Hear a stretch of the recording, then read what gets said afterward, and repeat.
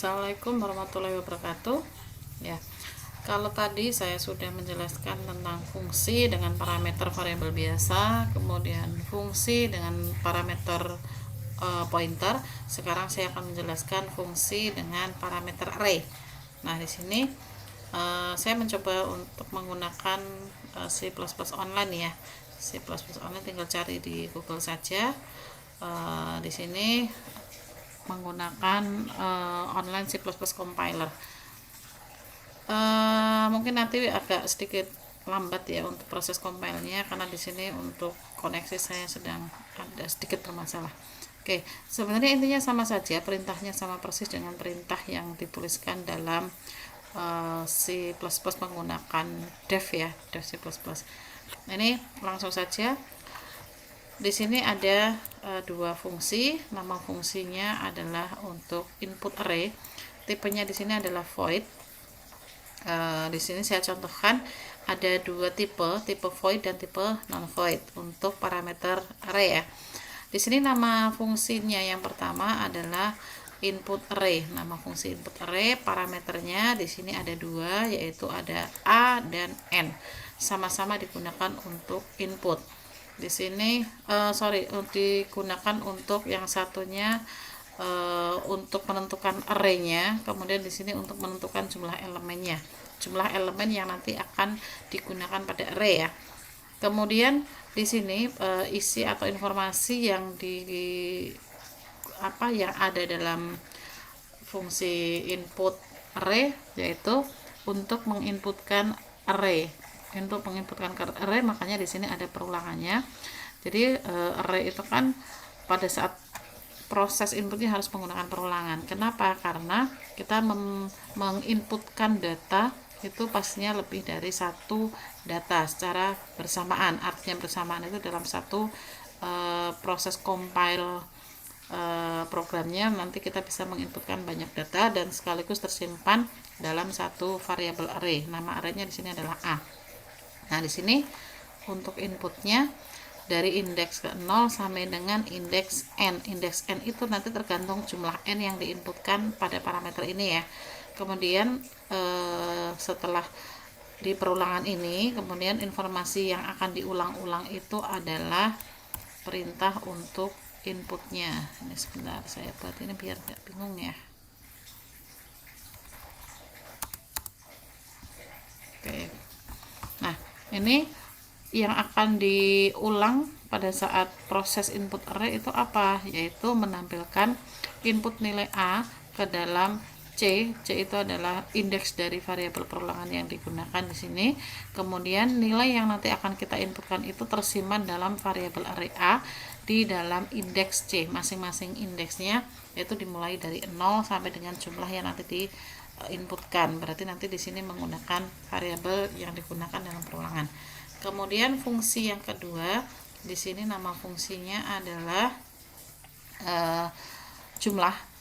Nama fungsinya adalah jumlah, tipenya adalah long, berarti dia tipe non void.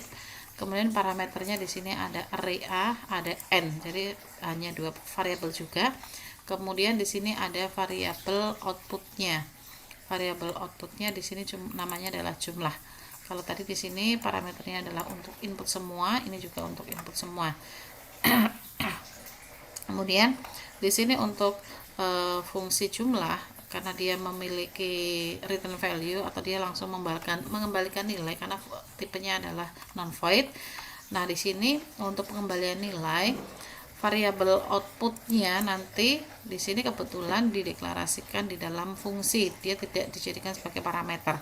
Boleh nggak? Boleh juga, asalkan pada saat pemanggilan fungsi nanti variabelnya jumlahnya sama, tidak masalah. Nanti kalau misalkan nanti mau dimasukkan ke dalam parameter yang ada di dalam fungsi juga boleh, berarti nanti pemanggilannya juga harus sama jumlahnya.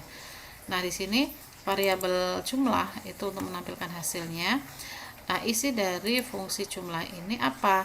Yaitu menjumlahkan nilai-nilai yang sudah diinputkan dalam array C. Nah, di sini kan tadi menginputkan nilai yang ada di dalam array A di masing-masing indeks. Nah, ini juga sama.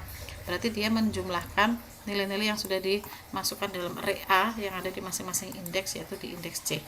Nah, jumlahnya itu rumusnya adalah jumlah sama dengan jumlah tambah nilai yang ada di masing-masing array. Kemudian kalau sudah, maka dia tampilkan hasilnya langsung di return value untuk artinya langsung dikembalikan atau dipanggil nilai yang ada dalam variabel array, yang ada dalam variabel jumlah yang ada dideklarasikan dalam array ini, di dalam fungsi jumlah ini ya. Dia bukan array, tapi arraynya hanya untuk yang variabel parameter inputan. Kemudian di program utama, karena di parameter yang ada di dalam masing-masing fungsi, di sini parameter inputnya ada array, maka pada program utama di sini juga harus ada array. Nah, di sini nama arraynya adalah X, maksimal elemennya di sini dibuat 100. Nah, apakah harus 100 nanti ngisinya? Enggak. Karena apa? Di sini ada nama parameter yang namanya n di dua fungsi, yaitu n di fungsi input array, kemudian jumlah di sini juga ada n. N di sini artinya adalah untuk menginputkan batas elemen.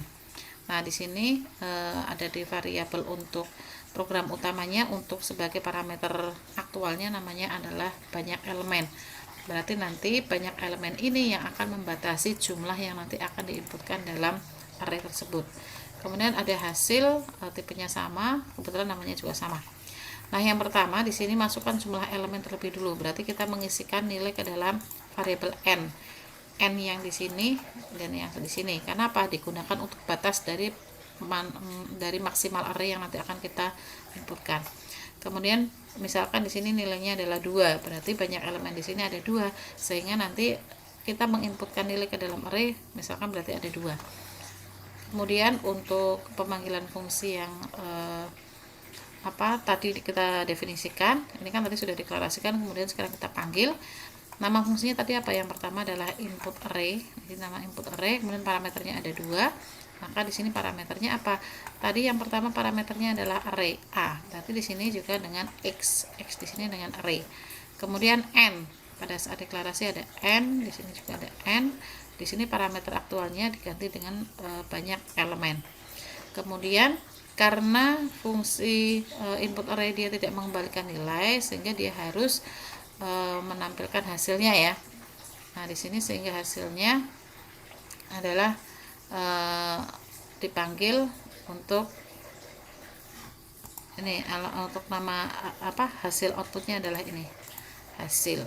Kemudian hasil sama dengan jumlah X banyak elemen. Berarti di sini hasil itu adalah output dari variabel array. Kemudian untuk variabel array, variabel fungsi yang digunakan untuk menjumlahkan array tadi.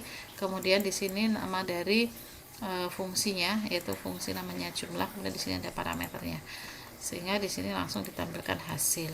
Nah, kenapa pada saat input array itu tidak ditampilkan, tidak dipanggil nama variabel yang ada dalam array? Karena di sini tidak ada variabel outputnya, di sini hanya inputan saja. Nah, ini kan hanya inputan. Ketika mau manggil, maka di sini nggak ada variabel yang akan dipanggil, berarti hanya dia menjalankan fungsi untuk input array. Di sini dia hanya untuk menginputkan saja, menginputkan nilai-nilai ke dalam array X sejumlah banyak elemen. Kemudian setelah diinputkan, maka dia akan menjumlahkan yang dipanggil dalam fungsi jumlah, hasil penjumlahan yang tersimpan dalam variabel hasil. Kemudian hasilnya ini dipanggil nama variabelnya seperti ini. Nah, di sini variabel hasilnya kan tadi return value, sehingga fungsi yang tipenya adalah non void, sehingga di sini tinggal dipanggil jumlah, langsung di sini hasilnya adalah jumlah. Nah, di sini coba dijalankan, saya run. Prosesnya agak sedikit lama karena online ya. Oke,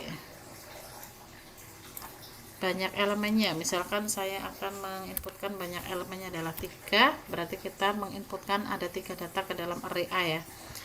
Ada 2, kemudian ada 5, kemudian ada 3. Berarti dijumlahkan di sini jumlahnya 10. 2 tambah 5, 7, 7 tambah 3 adalah 10. Hasilnya seperti ini. Ya, ini kita stop.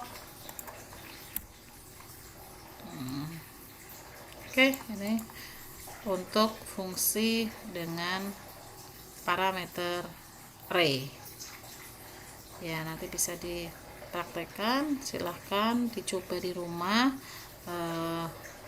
kemudian silahkan dimodifikasi, kemudian silahkan di coba-coba lagi untuk contoh kasus yang lain ya.